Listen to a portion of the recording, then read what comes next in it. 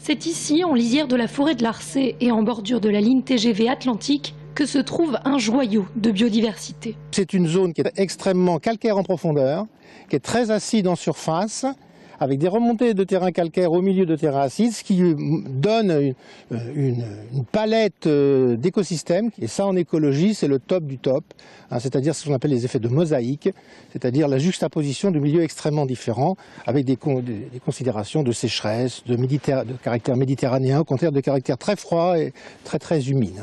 Une dizaine d'espèces végétales protégées régionales, mais aussi des batraciens s'épanouissent dans cette mare.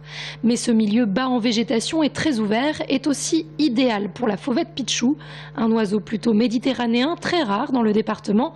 Autre espèce très exigeante sur le plan écologique, donc très rare et protégée au niveau européen, la pie-grièche écorcheur. C'est un petit passereau qui a un comportement un peu de rapace au niveau alimentaire, puisqu'elle capture des proies. Elle a un petit bec crochu, comme si c'était un petit rapace, et elle va capturer des proies qu'elle va ensuite empaler pour se faire un garde-manger sur les épines, notamment de prunelier. En novembre 2012, les associations avaient écrit au préfet pour que le site soit protégé, mais en vain. Le permis de construire pour la centrale photovoltaïque a été accordé à la société Juvis-Azu. Comme on est en désaccord total avec l'analyse que fait les services de l'État sur ce site, on a donc considéré qu'il fallait aller au recours administratif. C'est ce qu'on a enfin faire et puis qui va être déposé avant la fin novembre. L'enjeu pour les associations est aujourd'hui d'obtenir un sursis afin que les travaux ne débutent pas avant même que la justice n'ait statué.